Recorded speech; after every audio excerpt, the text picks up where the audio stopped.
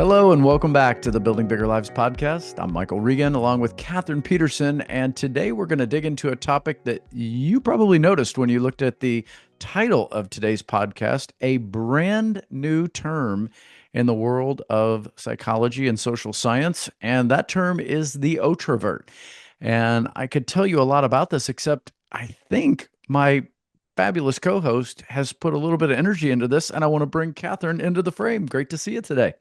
Yeah, good to see you too. We have talked a lot about introverts, extroverts, ambiverts. And so when I saw this come across my feed, I thought, oh, holy cow, this is a great thing for us to bring up and talk about because it's a different perspective on something we've talked about a lot before.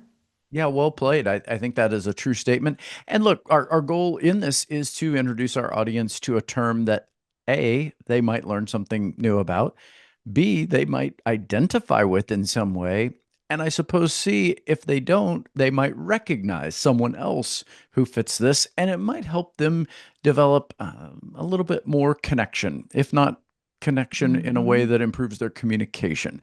Because that's the key with these things. Just learning about them at face value can be interesting, but if we don't have some application Mhm. for what we learned, it's just information. And so that's going to be our goal today is we're going to introduce you to a term that is well defined and perhaps fits into the frame that you'll recognize. And if you see yourself in it, who knows, you might feel like, oh, finally a word that describes the real me. So this personality type was coined by a psychiatrist named Dr. Rami Kaminski. Am I saying that right, Kathryn? Yep, you got it. Okay, so tell me a little bit about the research that this particular psychiatrist doctor had done, and how he termed this sense of otherness. What's that all about?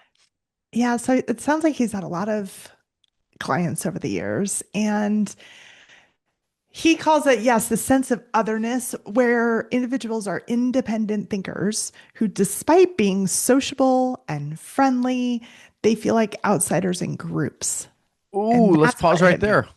Yeah. Yes, for sure. I'm sorry I cut you off, but it was, I mean, like immediately there are some rooms where I would say, okay, that resonates with me. So tell me Mhm. a little bit more. Like what is it about these folks once they appear very sociable and friendly, but might feel like outsiders in groups? Tell me more.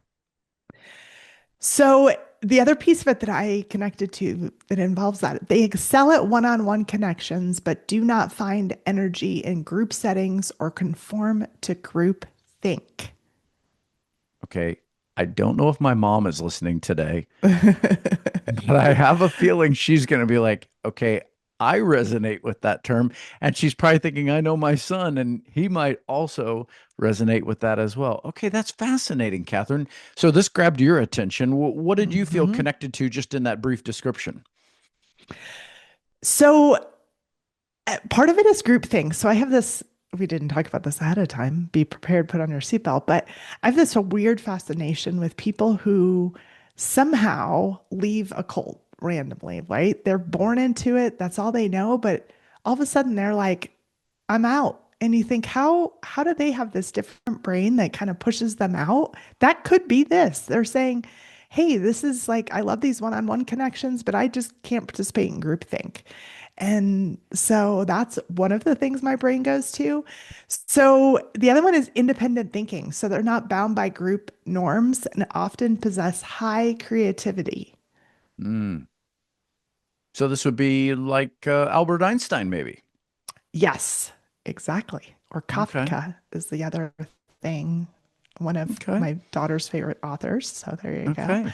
Well, that's helpful though, to because I think most of us who've spent any time, maybe back in high school learning about Albert Einstein, that putting a visual, a name, a real person with this description is helpful because you can certainly see that. Okay, that's interesting. Does an introvert need to be brilliant? I mean, this author and this researcher scientist of Einstein, pretty brilliant people. Do you have to be brilliant, or is it more than that? I almost think it just more has to do with being in a group or not and what that Mm, looks like. I think you could have people in either intelligence category, although as we connect more with the Otroverts, we maybe want to say that they're brilliant. But I think overall, I think it more just they feel disconnected from groups. And one Mm. of the things that said on the website was like a support group may not be great for them. It may not provide the same thing that, like another category could.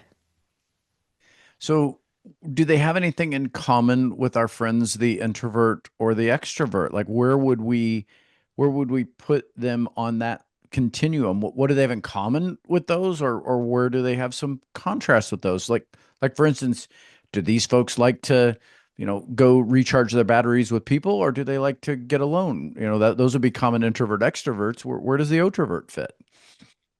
So the notes on it say that they seek one-on-one connection, but they're internally detached from the group entity. And it sounds like they still need to be alone to get back most of their energy, but they can really, really do well one-on-one.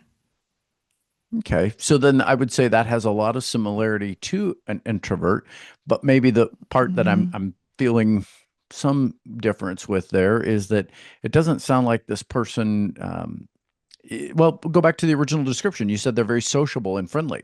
So maybe they mask differently where the introvert appears to be shy. We hear that a lot. Hmm. Hmm. Where this person might not appear to be as shy, but they then start to demonstrate some, I don't know, reservations in that room because maybe they don't like Hmm. the group think, and then all of a sudden they've decided, okay, I've had enough of this. I need to go recharge, and we find the introvert and the otrovert walking out, to go find some alone space, but they're experiencing two totally different things. Yeah, so it basically says they're not drained or energized by people. Okay. So you could have either one, but they're more defined by their lack of need to belong to a group. So you have some people who always want to be in a group, right? They always want to, like I had a Mm. friend and you would invite her to something and she would invite 12 other people because for her, like the whole group, there was always going to be a group. And so I think that's kind of that difference is how they're not a joiner, how they're a comfortable outsider. They like observing. They don't want to be the center of attention. So I think some of those things can be just a little bit different with this introvert. Okay, so I'm going to recap that for our audience. So if introverts really gain energy from being alone and extroverts really gain energy from groups, otroverts don't get defined by being drained or energized by people. They just get defined Mm-hmm. by their lack of need to belong to the group, plain and simple. Mm-hmm. That's really helpful, Kathryn, because I think someone out there is starting to nod their head like, wait a minute. This starts to feel, I always felt like it was a binary option. I either had to be introvert or extrovert. Well, you and I Right. also on an earlier episode introduced this term ambivert. Let's talk a little bit about that one because an ambivert and an otrovert don't sound like the same thing either. But that was our first foray into a contrast from introvert extrovert.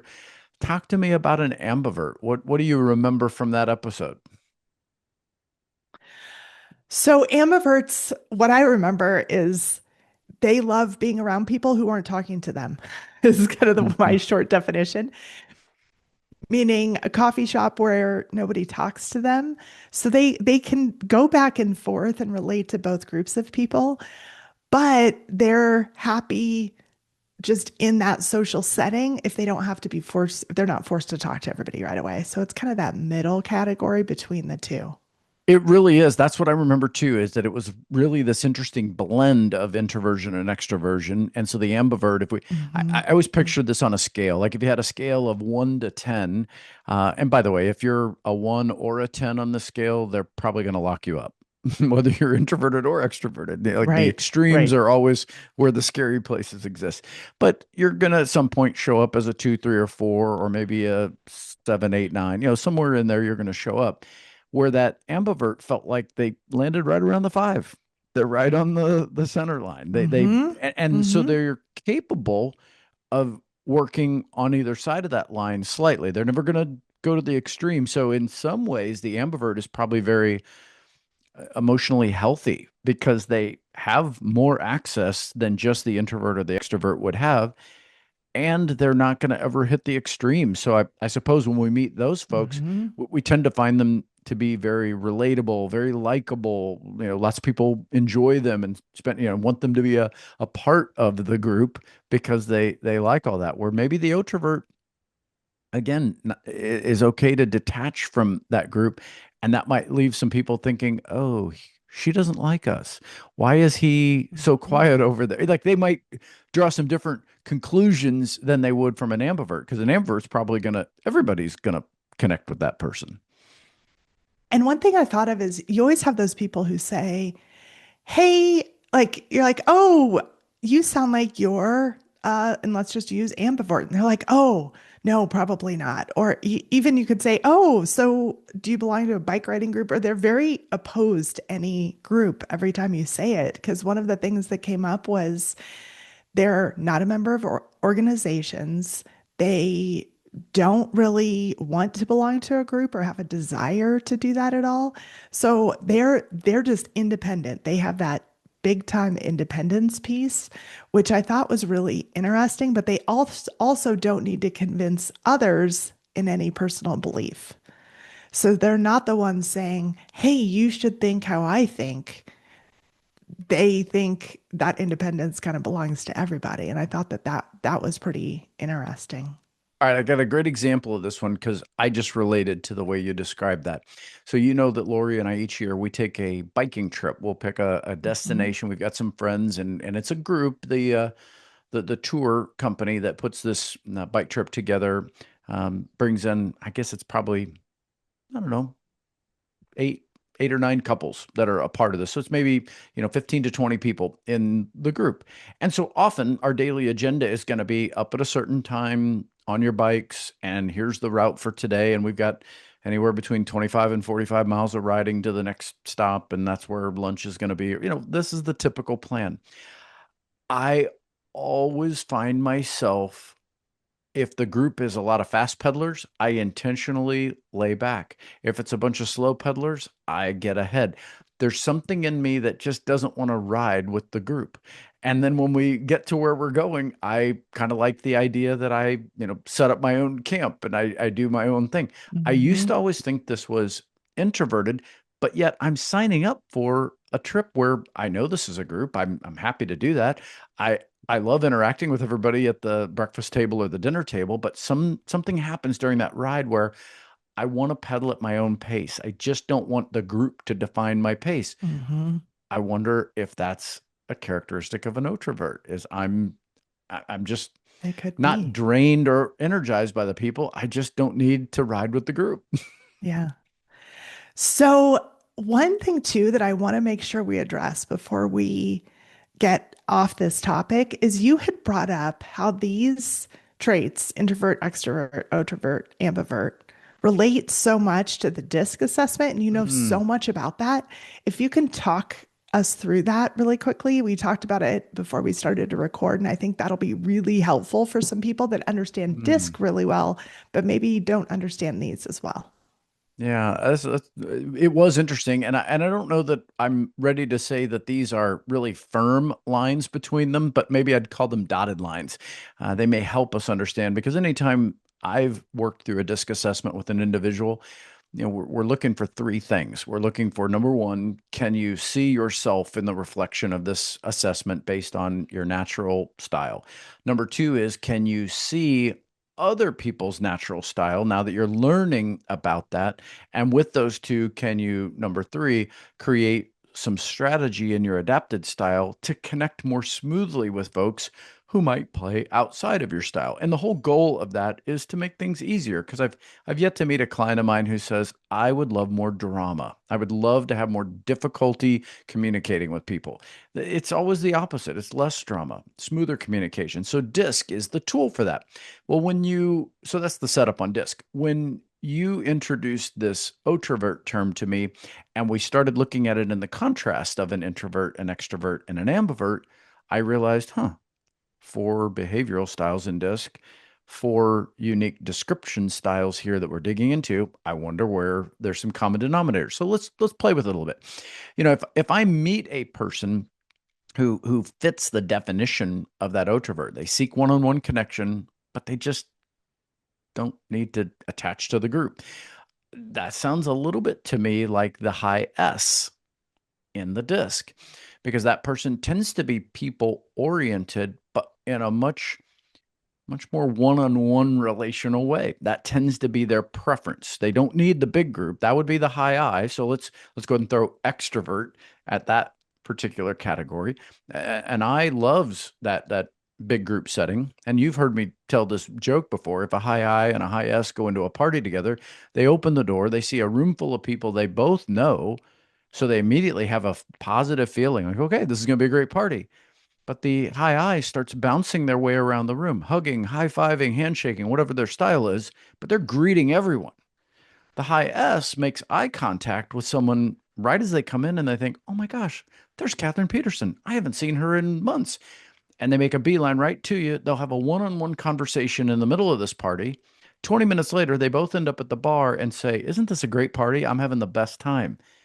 And they're having two totally different experiences. That to me sounds like the introvert and the extrovert and the Otrovert. That sounded familiar to me. So I kept Mhm. playing with this idea and I thought, okay, well, if that's true, then, where do we maybe see the introvert show up? If we've got a high I and a high S, meaning the extrovert is the high I and the introvert has this high S, I'd say, well, where's the introvert? Well, that's probably the high C. They like being alone and getting tasks done. They don't necessarily need a Mhm. lot of people time. They would prefer alone time. So that falls on that side of the category on disc for sure. And because that pace of that person would allow them to execute more tasks at a slower pace, I think that's where that shows up.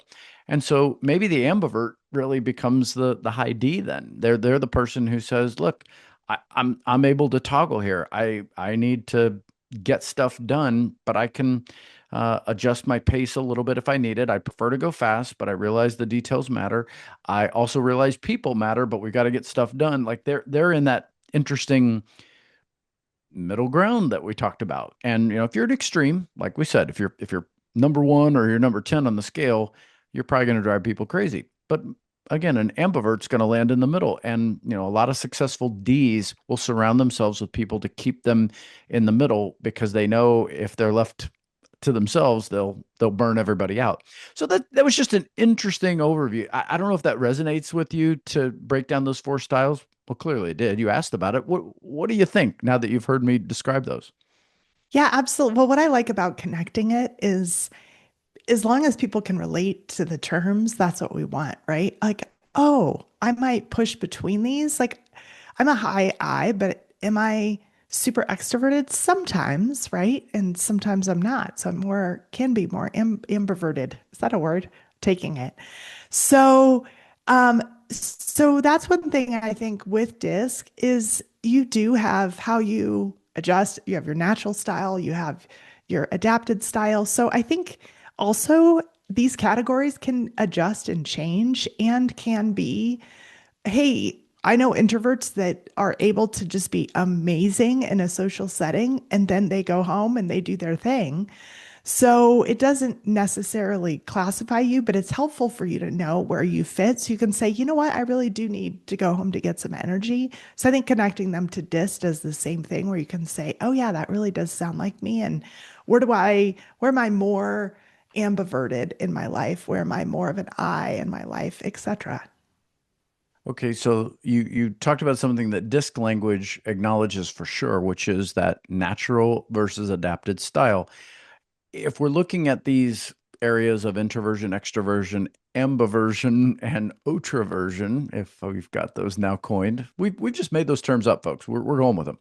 If if that's the case, will an otrovert ever join the group and just play along, or will they always detach in some way because it's just who they are? And if that's true, and you've got an otrovert on the team, how do you handle that person? How do you make them feel important without squeezing them too tight and making them feel like I got to get out of here? This is groupthink. How do you handle that person? I think if I had to manage an introvert, I would understand that being like, hey, we're all going to do this together isn't going to work for them. and that they might need to say, hey, what do you think of this? You're great at thinking of independent ideas that we might not be thinking of. What do you think about this? Hey, what does your gut say? And allow them to, let's say, not participate in a group dinner or something like that. And maybe they come, but maybe you just say, hey, let's have a one-on-one instead. I get that you may not be able to come, and give them that disconnection that they might need, but also reach out because they might have an opinion that they're not going to push on anybody, but also might be really interesting because they are Mm. such independent thinkers. So I think that's a way to utilize that without forcing them into, hey, you're going to think like all of us. Well, that's good emotional intelligence right there. You're doing a great job of recognizing that if that's not their natural style, you're right. Forcing them to do what isn't natural is only going to create tension and stress.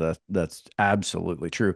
But one of the things that I picked up on there that you're right might be a real asset of this person. So if you're recognizing an introvert in your group, whether it's your team or your company or maybe even socially, the group of friends that you have, you notice this person.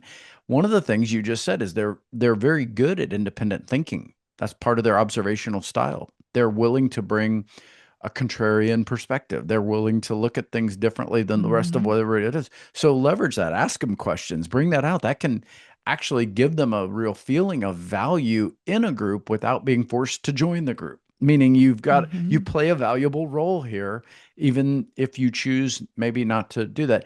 And you gave the dinner example. I at least want to call this out. I think what I'm learning as we've studied this is an introvert will definitely resist joining groups. Like you mentioned the cult example, but this could be a club, this could be an Yeah. organization, this could be anything. But that's not always the same as, hey, a group of us are going to go grab some lunch. Do you want to come?